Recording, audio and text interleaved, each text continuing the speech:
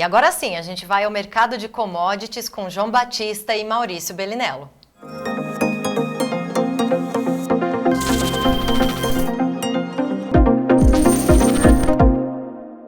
Muito boa tarde, professor Maurício Bellinello. Estamos aí, João. Boa tarde a todos. Sempre lembrando que daqui a pouco entra o Vlamir, né? Porque o relatório já está em mãos, inclusive do Maurício. Você está com o relatório nas mãos do SDA, né? O relatório de plantio? Como é que foi?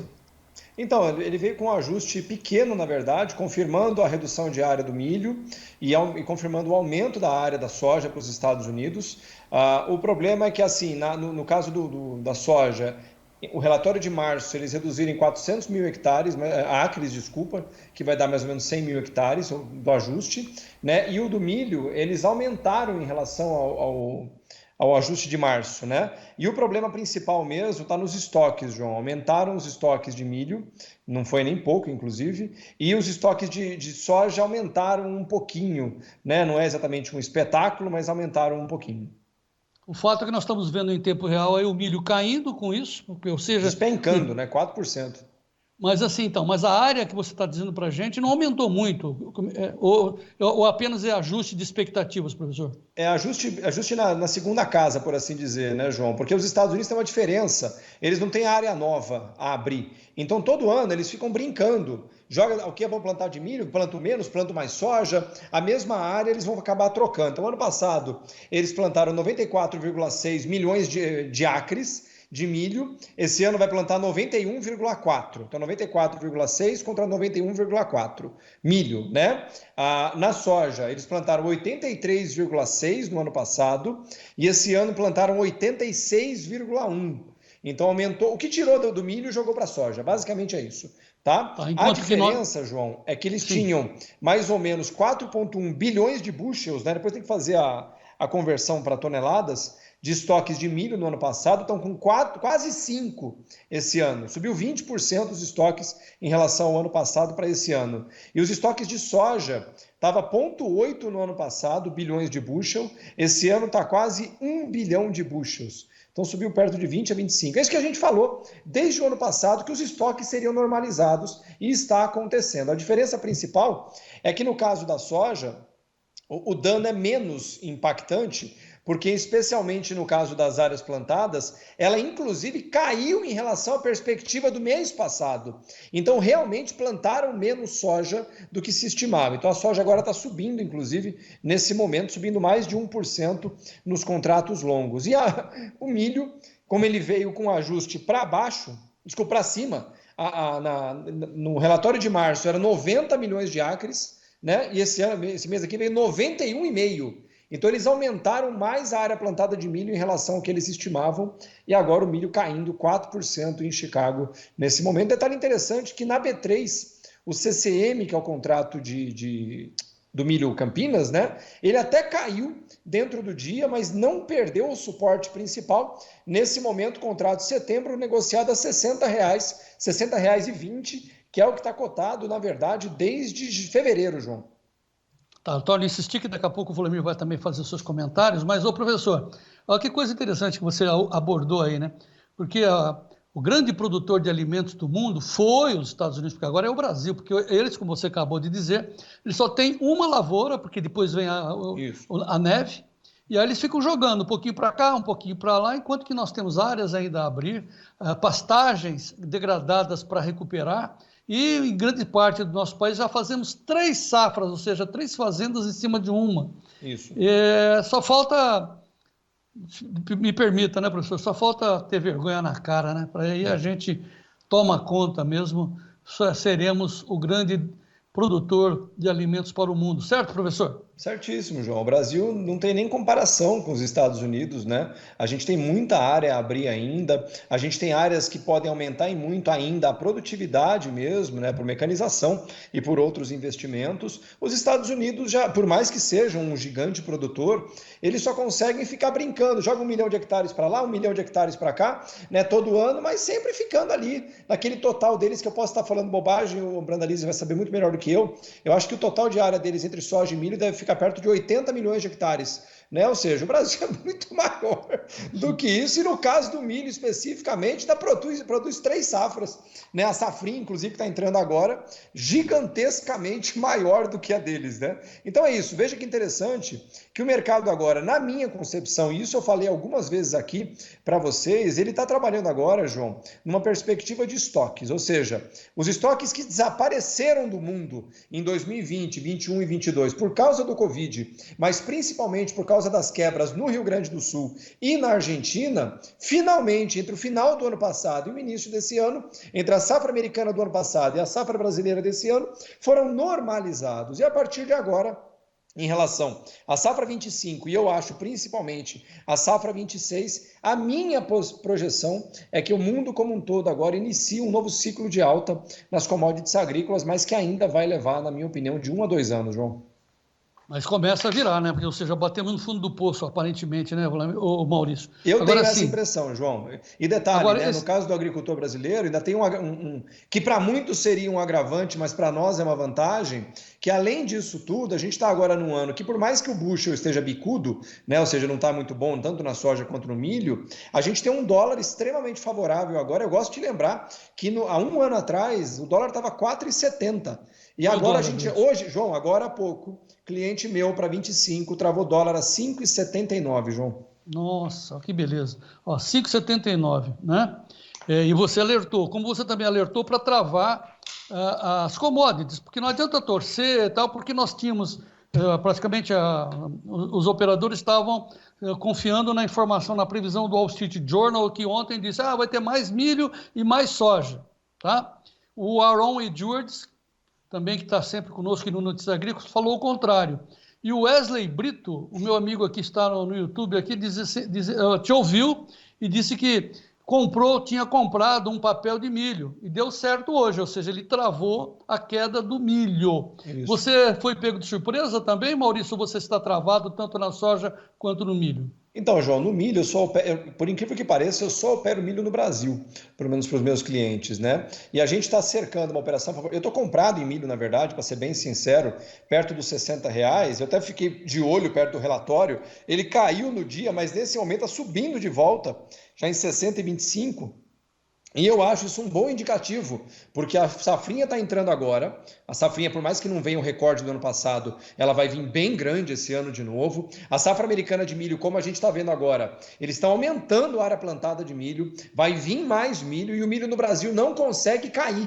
E isso, para mim, é um indicativo positivo, porque a safrinha vem grande, vem a nossa safra de verão, vem a safra dos Estados Unidos e o milho não cai no Brasil, mesmo tendo estoques altos. Então, na minha opinião, isso é um alento, por enquanto, para quem está querendo olhar para frente. Eu quero deixar bem claro que isso não vai tratar do milho da safrinha, esquece o milho da safrinha.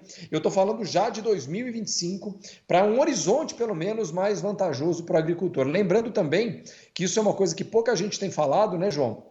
Mas os custos, principalmente químicos e fertilizantes, esse ano, pelo menos na média dos meus clientes que eu estou monitorando, eles estão gastando de 20% a 30% a menos em reais do que eles gastaram no ano passado.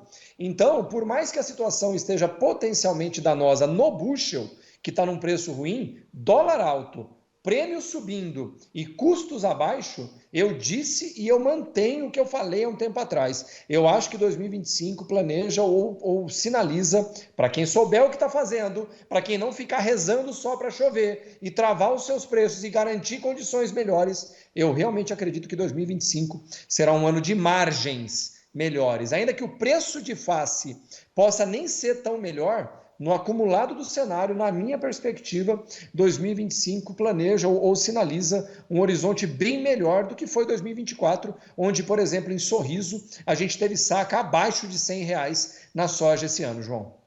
Tá, e o que vai ajudar também é quem souber capturar o dólar, né? Como é que está o câmbio? O Gleidson, sempre em tempo real, 5,57, alta de 1,26. Quando bateu a 5,58, foi a máxima do dia, né? Foi, voltou, está tentando chegar no 5,58 de novo. O Hélio Sirimarco, lá da Sociedade Nacional da Agricultura, a SNA, está lembrando que 5,58 é a maior cotação desde 12 de janeiro de 22, professor. Como é que você vê essa alta do dólar, hein? Eu acho ela ótima, eu acho ela cíclica, eu acho que é boa porque eu falei nos 4,90 que vinha um movimento de alta e veio. Então, quando vem, a gente não pode reclamar, certo? O que eu gosto de lembrar é que isso é um movimento cíclico. Ou você acha que o dólar fica sempre no fundo ou sempre no topo? Nunca, né? E detalhe, isso abriu no final do ano passado e no início desse ano, e foi dito ao vivo aqui, uma janela de abertura para compra de insumos, porque o dólar estava baixo. Então, Mas olha que agora não dá legal. mais, né? Oi, agora já foi. Na verdade, Agora já assim, foi. João, Cavalinho especialmente passou. depois do debate de ontem, que o Biden foi jantado pelo Trump ontem, uma vergonha em rede nacional, na minha opinião. Até as eleições desse ano, que nos Estados Unidos vão acontecer em novembro, né? A consolidação delas. Antes disso, eu não espero nenhuma mudança no dólar globalmente, pelo menos falando. Estou falando de grande relação. Volatilidade, cair 10 centavos, 15 centavos para lá ou para cá, tá tudo certo. Eu estou falando de uma mudança de cenário. Então, na minha opinião, o dólar está meio que se encaminhando mesmo para um cenário de permanecer relativamente mais alto do que ele esteve no final do ano passado, pelo menos daqui até o final do ano, João. Mudança de cenário. A CNN acaba de divulgar agora uma pesquisa nacional sobre o pós-debate. O que a população achou? Quem ganhou? 67 Trump, 33 Biden. Realmente, como você disse, o Trump jantou o Biden. Só que faltam 4 meses, mas pode até piorar a situação do Biden ou ele ser trocado, né? Olha que Não está situação. fora do radar isso, João, não está fora do radar. O desempenho dele foi realmente muito ruim ontem, né? Os democratas devem estar bem preocupados, eu estaria se eu fosse democrata agora, mas de novo, né? Eu não sei exatamente quais são os planos envolvidos nisso, né? Mas o que eu gosto de lembrar é que, de novo, a situação do Trump está, no mínimo, mais favorável nesse momento, e detalhe, foi só o primeiro debate, vão acontecer muitos ainda, né? Sim. Bom, o fato é que, qual é a lição a tirar, né? Bom, primeiro o dólar tem que capturar, né? Você capturou um dólar de 5,79, travou, fez NDF. E também trabalhar travado, você vê, que surpresa de ontem, todo mundo, não, daí vem a surpresa do relatório, e o mundo trabalha em cima desse relatório. O professor Maurício Belinello está dizendo, cara, se você está travado, você não tem que ficar preocupado. Como fazer isso, né? Então, nós estamos sempre aí exortando os produtores a trabalhar dessa forma, aprender a trabalhar em travas, igual você faz seguro de carro. Você não trava o seu carro? Trava. Então, trava sua soja, o seu milho, o seu café, enfim, seu boi, faça a mesma coisa. Segunda-feira, às 7 da noite, horário de Brasília, nós vamos ter a terceira aula da 16ª turma do curso de introdução aos mercados de commodities, ênfase em opções. Como é que faz isso? Como é que faz trava? É a aula fundamental, 7 horas da noite, para os privilegiados alunos da nossa 16ª turma. Aí o Maurício vai falar de novo como fazer a trava de dólar, como é que se faz a trava nas bolsas, para você entender o jogo do seu comprador, né, professor? Exatamente, João. Eu pessoalmente acho que esse tipo de coisa que a gente ensina no curso, mas que eu falo também de graça aqui para quem quer ouvir, eu não venho falar esse tipo de coisa para deixar o agricultor em pânico ou o contrário, super empolgado. Não é isso. Na verdade, você não tem que estar nem em pânico e nem empolgado. Você tem que estar cuidando dos seus preços, né? Pelo menos é isso que eu acredito. Tem gente que fica muito preocupado com o número do preço. É 120, é 130, 110. Tá, amigo, eu posso quase garantir que a depender da forma com que você fizer seus travamentos, a margem de lucro do ano passado vai exceder a margem percentual obtida em 22 para você que colheu. Entende? Olha que legal, mas o preço era R$200, beleza. Não adianta nada ter R$200 se custou 180. Entende? Não tô brincando, não custou isso, só fazendo um comentário.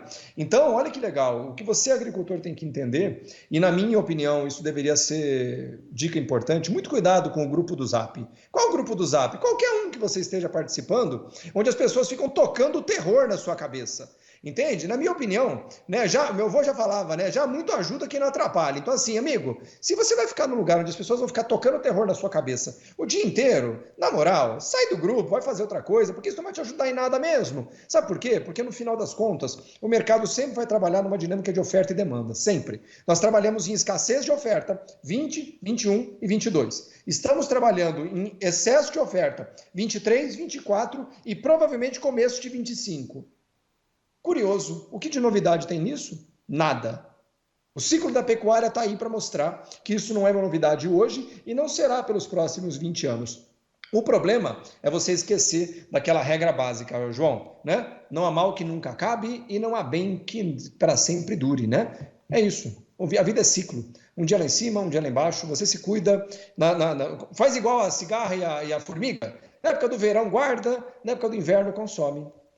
Muito bem, Funciona há ter tanto liquidez tempo. na mão, né? Ter dinheiro na mão. Mas o Isso. importante dessa conversa, professor, como você disse, é que nós estamos vendo uma mudança de cenário. Tomara que realmente o fundo do poço já passou. Segunda-feira a gente volta a se falar, então, de novo no Tempo e Dinheiro. Lembrando, pessoal do clube, do curso, 19 horas, horário de Brasília, a aula fundamental do nosso curso de introdução. Obrigado, Maurício. Bom final Eu, de semana. eu que agradeço, João. Ótimo final de semana. E desculpe pelo bigode que me chamaram na correria aqui, não deu para ele fazer. Ótimo final de semana. Bigodão. Tá bom.